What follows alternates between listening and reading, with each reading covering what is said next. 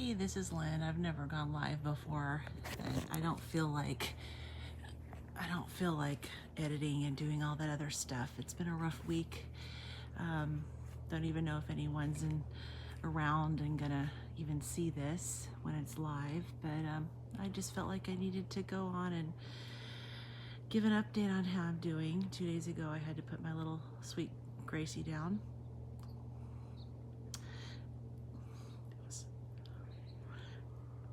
So obviously I'm still very emotional. I had her for 16 years. She was my once in a lifetime pet.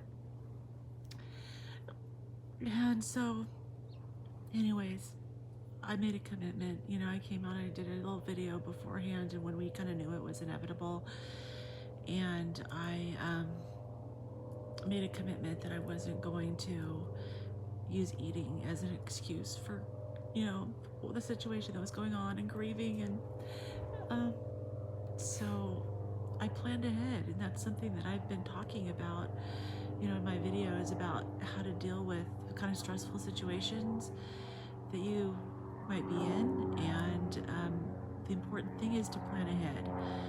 So Thursday was the day that we had the appointment with the vet, and we were going to put her down. And it was a really weepy morning for me. I tend to pre-grieve more than I grieve afterwards, even though talking about it does make me cry. But overall, I've been really strong since, you know, after we put her down, because it was so peaceful and it was just exactly the way I wanted it to be. It was kind of, you know, beautiful, sunny, gorgeous day, and the vet just gave her a little sedative shot, and it took effect, you know, very quickly. But we had time to go and bring her outside, and my daughter and my husband and our other dog, which is her puppy, and myself, and I was holding her, and she was able to experience the sunshine and be in my arms and see that she was with family and experience a beautiful, you know, grassy area that the dogs love to play in, and it was just really peaceful. And she just drifted into a deep sleep, and we all got to hold her and love on her as much as we wanted. And then we took her in for the final injection. So her last awareness was really good. But anyways, before, and I knew I was going to be a mess afterwards. So, you know, I pulled out some meat. I put it in my sous vide and had it going, and I was prepared, and I pulled out plenty. I pulled out enough to where I knew that it was going to be okay.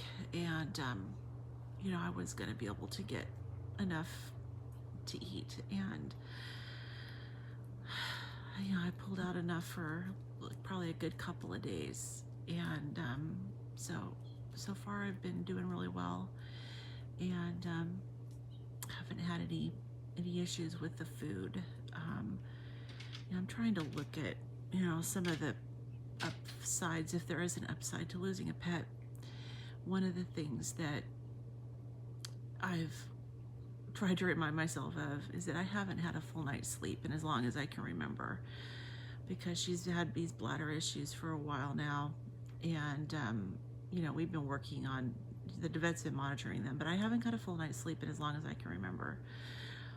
And she's, over the last week, she was waking me up like 3 to 6 times, or maybe even more each night. It was obvious that she was at the end, because she had this tumor in her bladder, and it was putting pressure, and she just never felt like she could relieve herself. So she was getting up constantly, going into the backyard. And then the morning, you know, before we put her, well, actually the morning that we did put her down, and then the day before, she was just so restless, and she just kept trying to find relief. And so one of the things that the last 2 nights since we put her down is that I've actually slept through the night for the first time in, oh my gosh, it's been months since I've had a full night's sleep.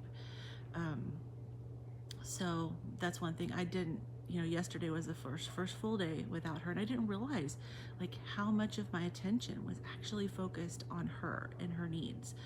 And yesterday was weird because I was constantly looking around, like so used to keeping such a good close eye on her, because her bladder wasn't good. She had to wear a diaper all the time. And yeah, so it's it's been an adjustment.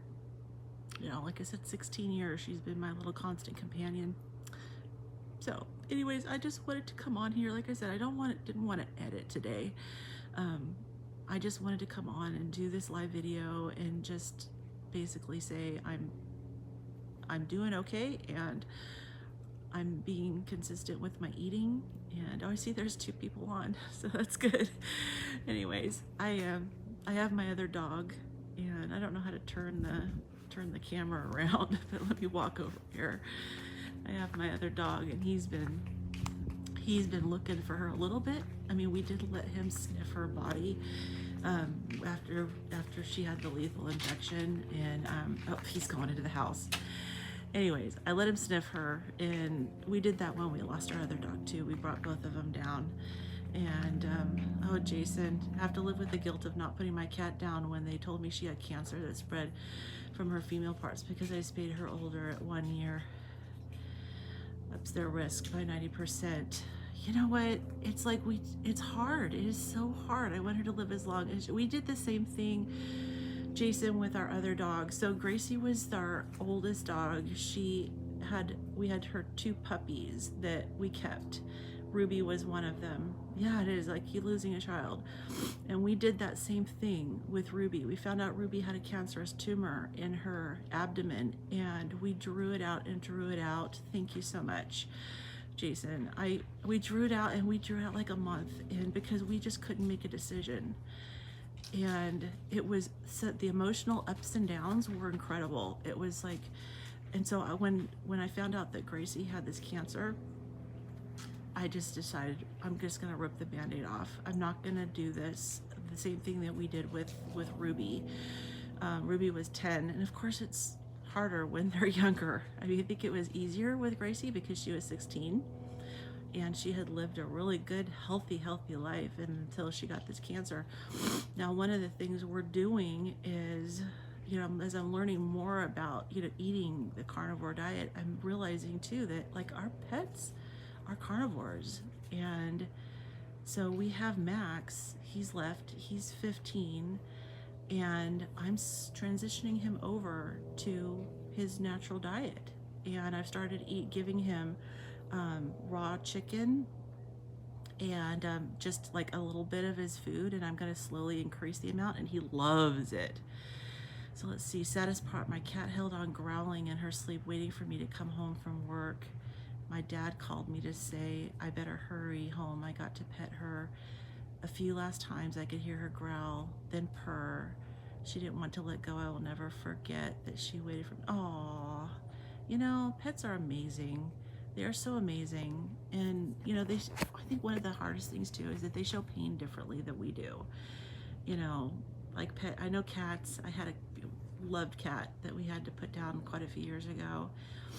And I know that they purr. I mean, they'll purr a lot when they're in pain. It's really hard sometimes it can be really hard to tell if your pet is in pain.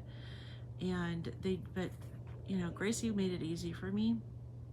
It was very obvious with her that she had such a really sudden change. I'm so sorry to hear your story, and I feel your pain through my own pain of loss. It triggers the memory and the pain. I definitely don't want to trigger, but I know you can't help it. It's like you can't help but feel when you've experienced the loss. And I know the anticipatory loss is there too, because I know we've got Max, he's 15. And, you know, I'm just determined to do the best I can to try to give him the best time of whatever is left of his life. He's in really good health so far. So I'm hoping that with me transitioning him to the diet that he was always supposed to have, that he'll live a long time. Yeah, the cuddles, smiles. Oh, smiles. Talking about smiles, you're probably thinking about my smiles.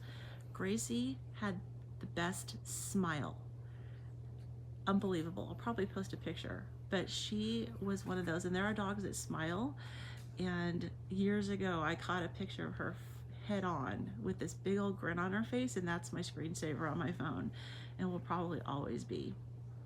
But yeah, I am remembering all the good times, and I'm trying to remind myself too that because I was so focused on her that I can actually like focus a little bit better on my health. And my doctor, dogs are so unconditionally loving. Oh yeah, they absolutely are. My doctor is so concerned about my not getting full sleep and how it was impacting my health. So I guess the sleep is a good thing. Yeah, so, oh, there's Max. Oh, there's my daughter. Hi, I'm doing a live on my YouTube. Hi. I don't know if you can see, but there's my other dog.